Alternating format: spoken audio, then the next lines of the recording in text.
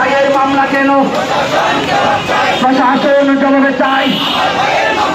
এসো নবীন দলে দলে ৩৫-এর পতাকা তলে চালো রে চালো ৩০-এর গদিতে আগুন যাবো একসাথে চালো রে চালো ৩০-এর গদিতে